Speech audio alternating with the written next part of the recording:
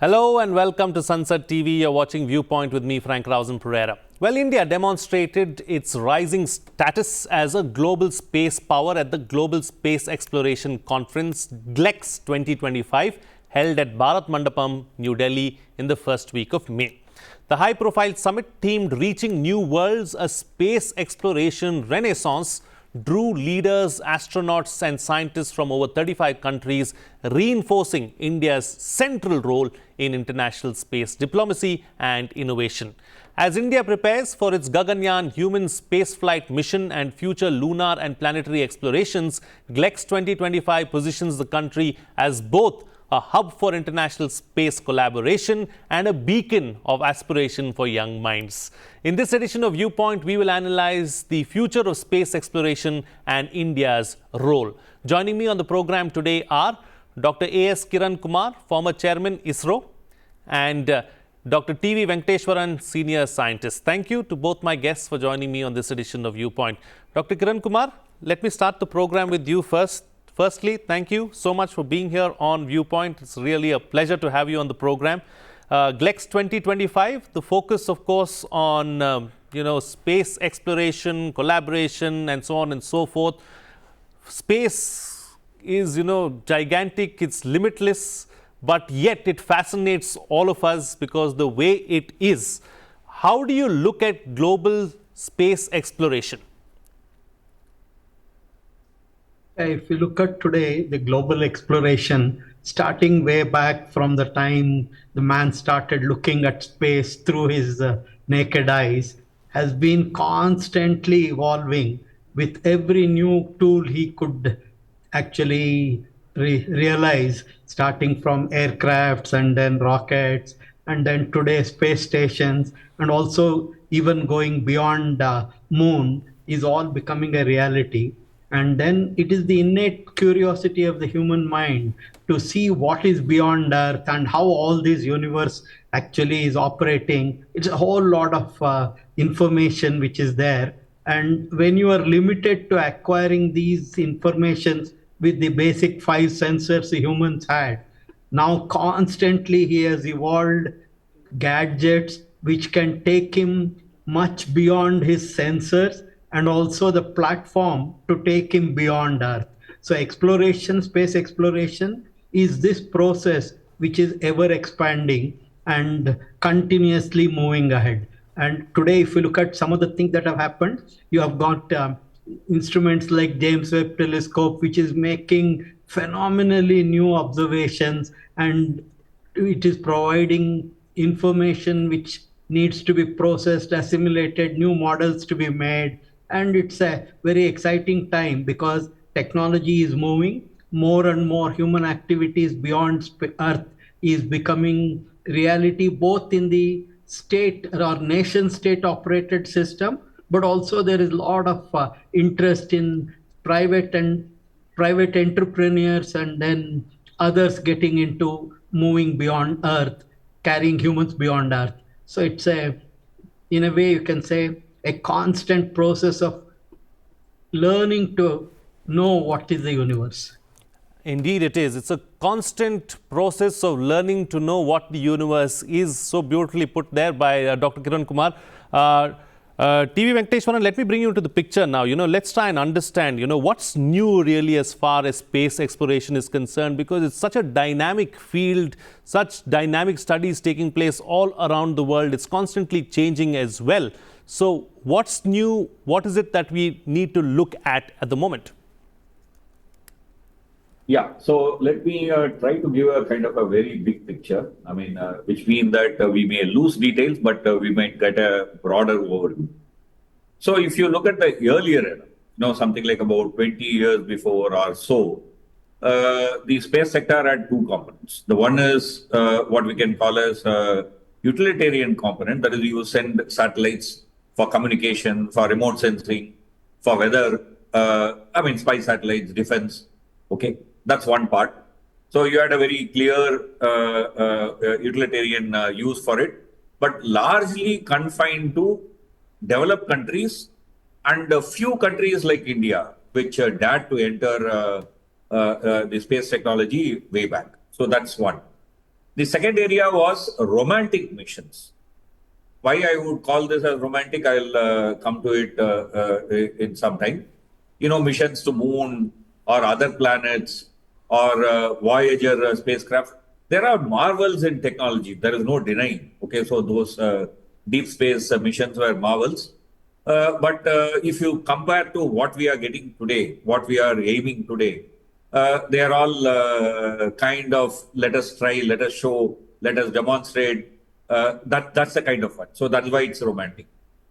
Now let's move to today's time. The number of countries which have their space assets, in terms of satellites, have increased directly.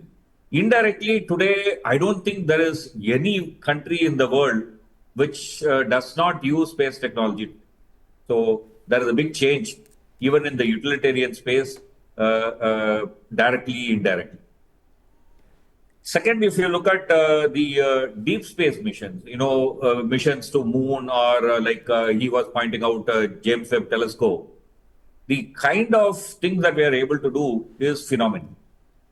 The amount of, let's say, moon material that we can collect and bring back, the recent missions which have done, are much, much higher, much, much richer than what we were able to do in the earlier phase. Let's say the moon mission phase 1. So that is a big change. Plus, I think there are also a number of new developments which are taking place, which were only in the realm of science fiction in the earlier time. Something like a robotic exploration. Now, human flight once again have come into key focus. Human flight to moon and other places. Commercial space flights, providing services plus also space tourism. These are all developing into a new arena. And if you look at the futuristic pointers, some pointers, for example, even very recently, ISRO tried to demonstrate, for example, space-based quantum communication. So there are some futuristic development which can use advanced technology like quantum communication and space technology to provide high-speed data transmissions. Okay, so these are all in the futuristic realm.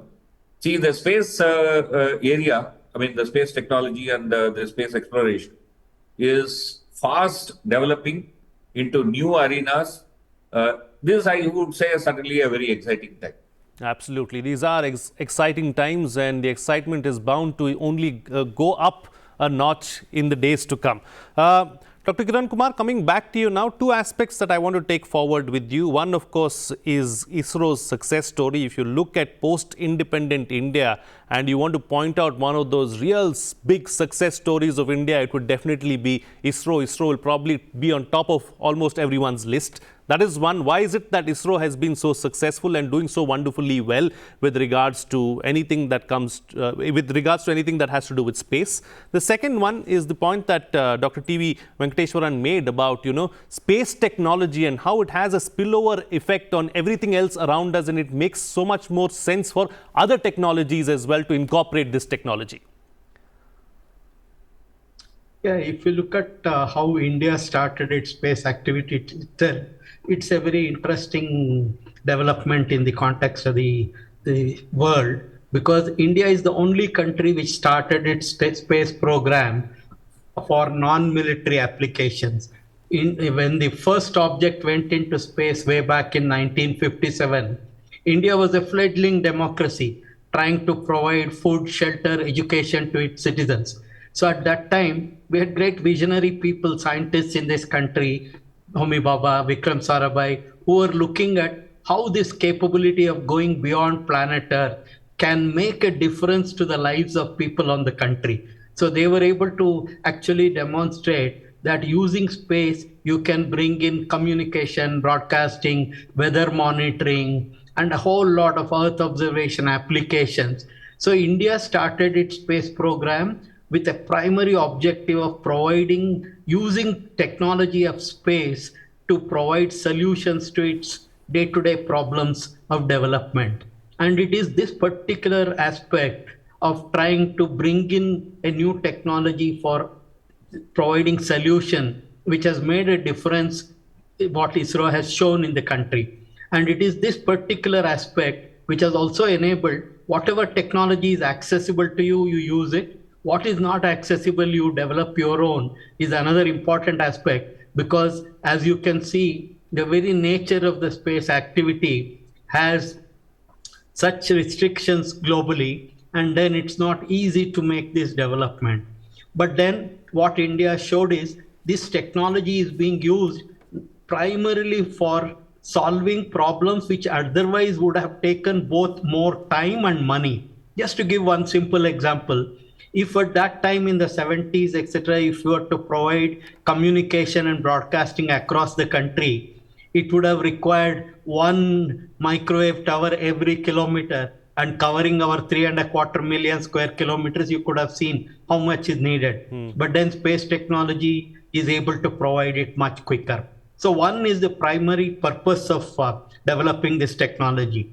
But then also what you see is, as you keep developing this technology also enables satisfying the human requirement of knowing things, making things happen, and also enabling the people in the country, both scientists and technologists, for looking at what is happening in the world. From ground, when you are making observations of space, you are limited by the atmosphere intervening. So if you go beyond the Earth's atmosphere, your ability to make observations become that much better. So India also started looking at, right from its initial experiments, how can we put some simple scientific experiments which can improve upon whatever knowledge that the world has about space science, acquired information through satellites. In fact, the very first satellite which was launched, Aryabhatta, almost 50 years back, which we are celebrating the 50th year,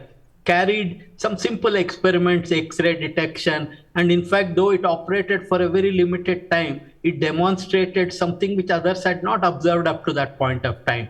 And India, in all its satellites which have been operating from that time, has been trying to make a difference to what is being observed and what is being acquired in terms of information.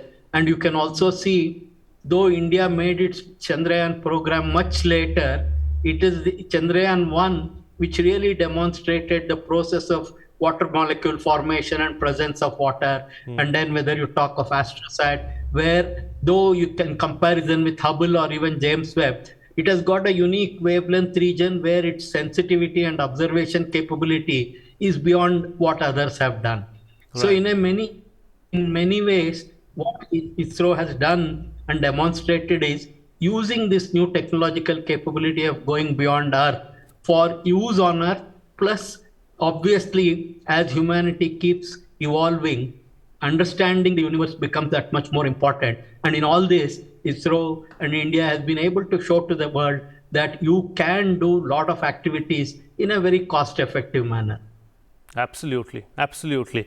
T. Venkateswaran, let me come back to you now and take a particular point that Dr. Kiran Kumar made forward with you. About how initially there were a lot of restrictions as far as space technology was concerned, because it was primarily derived out of military technology, and they coexisted with each other. India was the first one to separate the two and then look at space differently.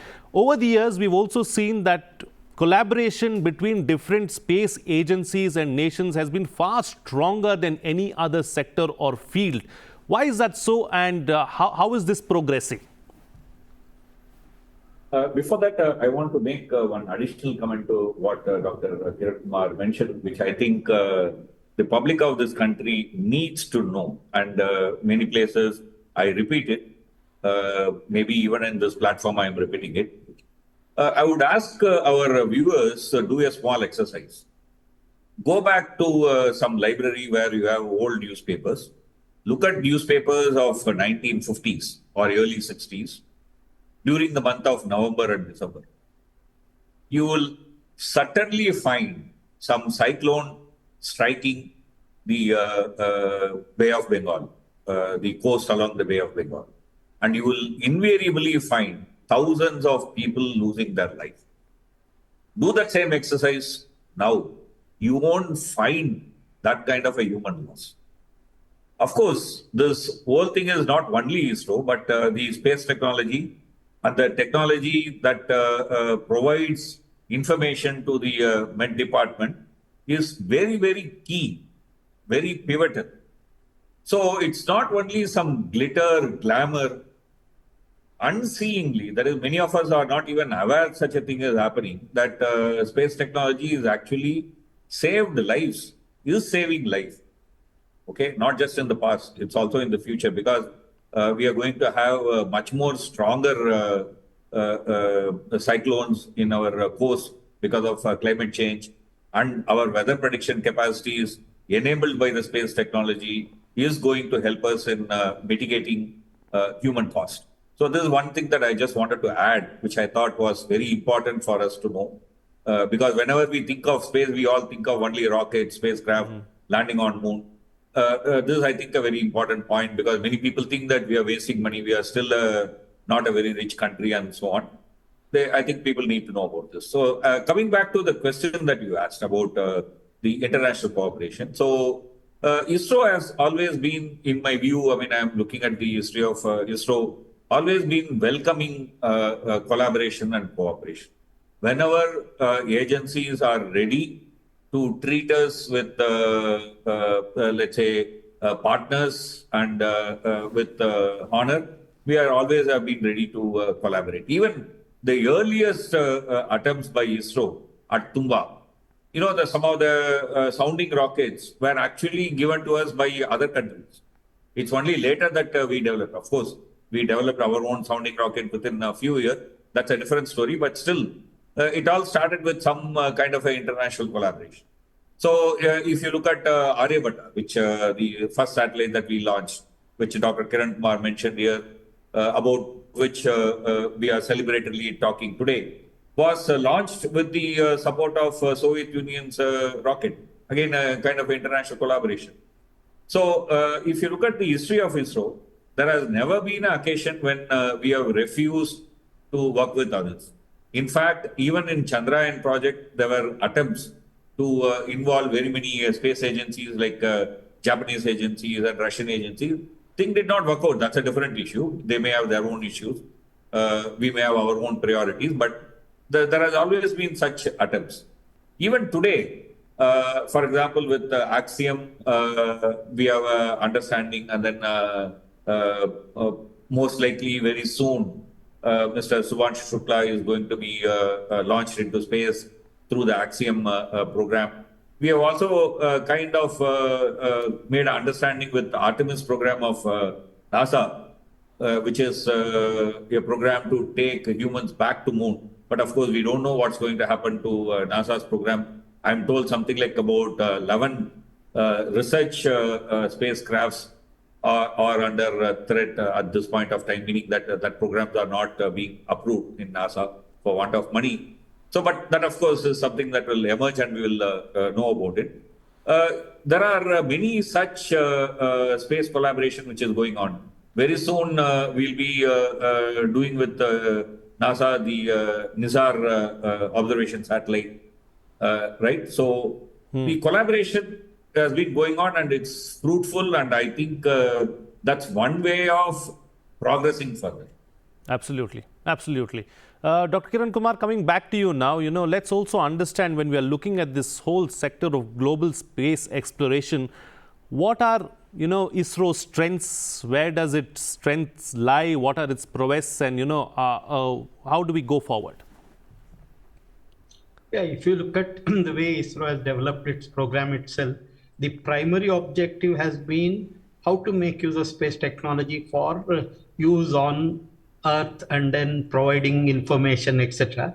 But even as you are doing, you also realize that you need to improve on your technological capability, find ways of solving problems with making use of advanced technological capabilities, and also making observations from strategic points in the universe. For example, Lagrange point, you saw our Aditya being put there, and then going to moon, going to Mars. In all this, there are so many technological aspects. And then exploration, when you are looking at going beyond planet Earth, few things are, first is a flyby. That means you just go closer to an object and make some observation.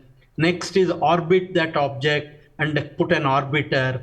Then after that, it will be actually landing on the surface, then sample retrieval. That means these are all step-by-step technological advances, which you need to actually develop if you want to carry out future programs. And in this context, you see India has demonstrated with its limited launch vehicle carrying weight capacity, it demonstrated also to the world that you can do equivalent of multiple elliptical orbits each time when you are at perigee, add some acceleration and then progressively move. Though it might take little more time and effort, it is within the restricted constraints of resources you have and the capability you have, the desire to do something much beyond your current limits. See, it is only the human nature, if you see, it's only when you go beyond your current limits can you look at new things. It's only when you keep pushing yourself beyond your current capabilities you can grow. So this is a process which has been going on. And even as we do that, already you see Chandrayaan 2 and 3 demonstrated that you landed in a place, Shiv Shakti Point, which is a place where nobody else had gone. And it also had a lot of technological challenges of doing it. While in Chandrayaan 2, we came very close, but there was some shortfall, but it was completed in 3 by the knowledge and the information that we gathered from Chandrayaan 2. Similarly, if you look at now, we are already working on Chandrayaan 4, which is a sample return mission. That means not only you will land, but you will pick up some material, bringing back to Earth. And then you are also working with Japanese in the LUPEX mission, where again, India will carry the lander and rovers built by actually Japanese, and the launch will take place from the Japanese launch vehicle. So it's a collaborative effort. And then beyond that, actually human space activity, and then space station and landing on moon by 2040, if you look at, all of this demands that you build launch vehicles which have a capability to carry into space heavier and heavier masses so that you can carry more fuel. And with this more fuel, you can do a lot more activities in space, move to farther places, or even carry heavier objects so that you can orbit, land, and then come back from moon. And in the future, of course, even you will be looking at going beyond. But then today, one of the key things that is happening is progressively increasing your capability. And of course, all this within the constraints of what the nation can provide for an activity of this kind. And as already pointed out, that these technological advances have a huge repercussions on the way we do our work on ground itself, the way we solve the problems, way we apply technology to address issues. So in all of this, so it's a constant effort of trying to build beyond what you have done and progress and stretch yourself beyond your current limitations. This is one challenging thing which helps India, as you have seen in the recent past also. It is only when you challenge your scientists, engineers, and then the entire set of people, they will come up with solutions which are very different from what others have visualized. Many times having a lot of resources may be a limitation, but if you have short of resources, all your intellectual capability starts working towards how can I find a very different solution and more cost-effective solution. So if you look at all these aspects, it's a constant effort, which now the government is also trying to expand the activity, not only within Department of Space, but also within the country, private enterprise, and also academia, so that the entire gamut of intellectual and entrepreneurial skills that exist in the country can make use of it and move beyond Earth for a whole lot of activities, which will be primarily ensuring sustainability of life on planet Earth, but also exploring the universe. In both of this will become very essential. And ISRO and India is moving in this direction by enabling appropriate mechanisms for regulation and even supporting private enterprise and academic institutions for doing this. Wonderful, wonderful. I really loved, the fact that you stretch push yourself to the limit, always try to find an alternative even if an easy route is not available, and ensure at the end of the day the work is done in a cost-effective manner. Wonderful to hear that, Dr. Kiran Kumar. Okay, Dr. T.V. Venkateshwaran, please close the show for us with your concluding remarks on, what should be our focus areas going forward. Yeah, number one, I'm going to take off from where Dr. Kiran Kumar kind of left or highlighted, which you also highlighted. A friend of mine, Dinesh Sharma, who is a journalist, called this as frugal technology. That is basically what he points out is that while certain agencies, because they are flush with funds, are able to afford certain kind of technology, given our limitations of fund and perhaps we are also not able to access certain technology because of international regulation, we are finding our own solutions. These solutions, people generally disparagingly call it as jugaad. So what he says is that it's all pure frugal engineering. That is, with less, you are getting better by using your creative thought, which I think has been one of the important hallmark of ISRO right from the beginning. And I think that should be something that we should keep in mind always.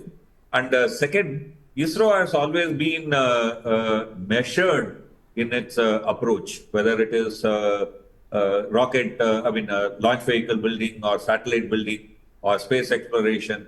We have taken measured steps. So I think that measured means of expansion is, I think, also very key at this point of time, so that we don't stretch, become too thin, but at the same time we expand. We don't confine ourselves. That I think is an important aspect today. And lots of exciting projects are in the anvil with regard to ISRO, establishing our own, let's say, Indian GPS, for want of other name or easy understanding, let me say that. That's, I think, one important priority given certain our geopolitical condition. Number of exciting deep space programs like mission to Venus, which is one of the less explored planet, is going to be very revealing. I mean, it's going to be a game changer. Absolutely. So I'm looking forward to some of these exciting developments.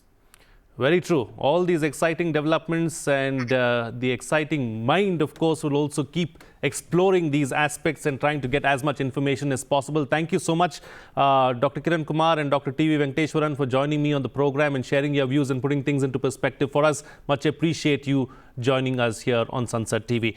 Well, what's coming out of this discussion is that space technology is definitely something that needs to be worked on because it has a spillover effect on day-to-day life as well. Space exploration will continue and is going to be exciting as we look at new frontiers. And the strength of ISRO has been always to push the limit and get the solution or get the work done at the end of the day. With that, it's a wrap. This is Frank Rausen Pereira signing off.